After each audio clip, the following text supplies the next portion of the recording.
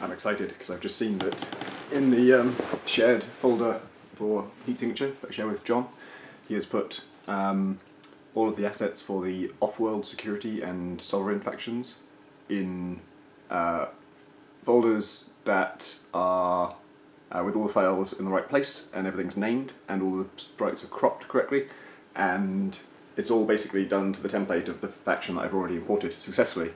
And so in theory, I will be able to just move those to the right locations, basically drag them into game makers little included files folder, and then just fire up the game and just spawn a ship of that faction, and it will just look right. And it's unlikely that'll work, because for that to work everyone has to have done everything exactly as expected. I'm sure my code will have some quirks or something, but it probably won't take long to fix. That's my optimistic prediction. It's not that it'll work, that it won't take long to fix. So yesterday I I had done, I think I'd done exteriors and interiors, had I? Can't remember. For like the main rooms, and the things that I was left with were the Fringes and deco sprites. And I was scared of the Fringes thing, because Fringes are weird in that they appear on the edges of the modules, but actually they're technically displaying in the centre of the module, and we just have it appear at the edge by making a big gap in the sprite. And I needed to get rid of that gap if I'm going to load them in from disk. And that means actually telling the game, either writing some code to draw them further away from the centre of the module that's drawing them, which sounds easy, but then when you don't know what rotation it's going to be at, the code has to be different for each of those rotations, and that's a pain in the ass. Or doing something tricky with the origin, where you say the origin, the anchor point for this sprite is not even on the sprite, it's 128 pixels in this direction. And that's what I ended up doing. And I thought it was going to be fiddly. The thing that eventually sort of motivated me to solve this problem was that I thought, okay, let's leave Fringes till last because they're going to be fiddly. Let's do deco sprites first, which is just kind of things like living quarters and mess halls and just things in rooms that don't have any gameplay function. And then I realised, oh, that's going to be way more complicated than even than Fringes, actually. Because John was asking, like, oh, so how should we name those? And I was like, oh, fuck. I don't know, because they have to be placed with a certain amount of logic. Like, you don't want a big hallway or like a large chamber filled with mostly beds and then one prison, or like a bathroom in the middle of the bunks. And that logic works for one faction, but all that logic is very faction specific. It requires, it depends on how many living quarters type things we have for that faction, how many prison type things we have for that faction, all that stuff. So my fear of approaching that motivated me to go to Fringes and think, Fringes maybe aren't that bad, maybe I can just solve this. And yeah, there are actually only 8. There are only 8 fringe types in at the moment. There are others that should be in there that aren't, but they'll all roughly conform to the 8 that are there. And so for each of those 8, I had to try reading the sprite in, and then figure out what offset I have to set for the anchor point so that it will display correctly.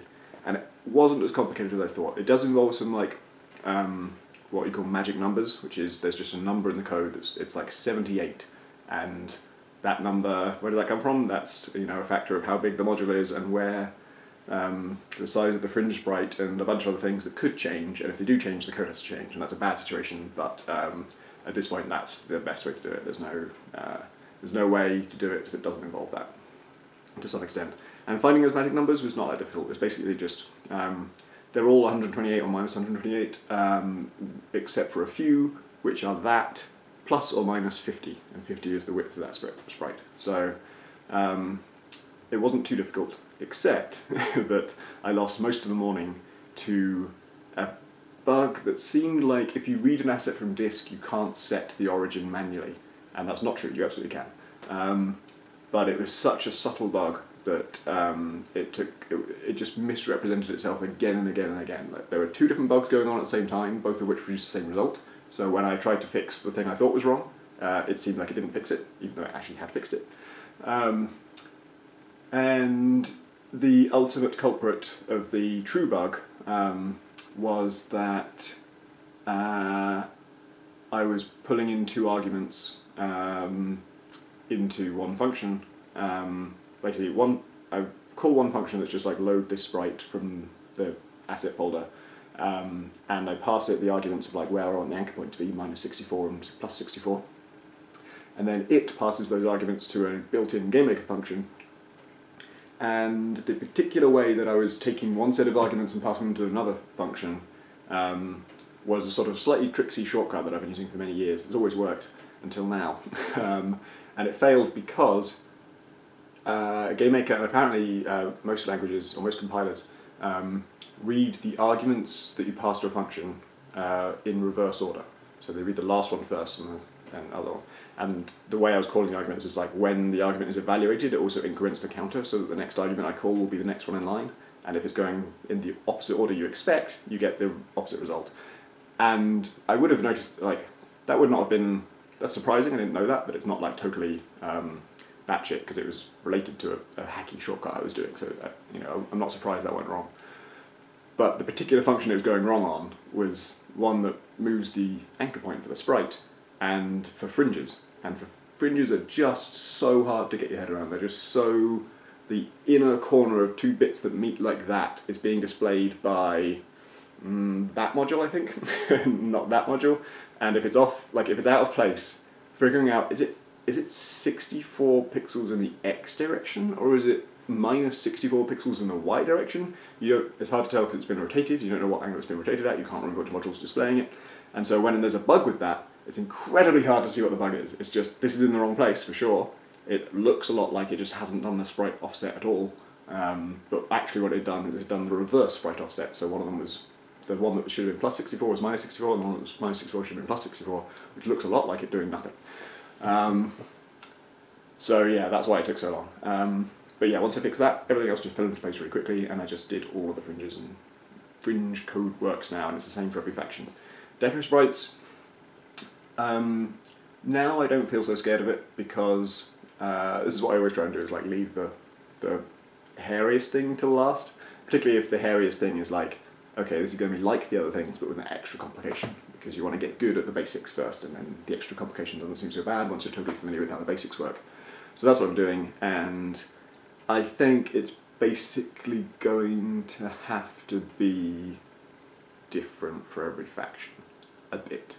Like, every faction will have some living quarters type stuff, every faction will have some, like, breaks, I think. Every faction captures other people, so those have to exist. But unless we had the exact same number of each type for each faction, it wouldn't be worth trying to make that code universal. I think it would be better to have it be individual for each faction. One other issue we've got right now is that the amount of deco sprites that John produced for the Foundry faction, which is the first one, the one that we've got in there, is very large, and if we had that many for every faction, I think we would for sure run into memory issues. And we're going to anyway, but like worse. And so I asked him to like rein it in for future things, like, please stop making so much art, can't cope with it. And so the numbers of those is going to be very different, unless we just cut some of the Foundry stuff out. I don't know whether we do that. I guess what I should do is write the system for the two new factions, because we've got two to play with now, so I can see what's common between those two. And then if it transpires that it would really help if Foundry could fall in line with that, we could do that. Or if it turns out that I really have to write custom code for both anyway, then it doesn't matter that Foundry has a very different number of deco sprites. So yeah, I think that's what I'm going to do.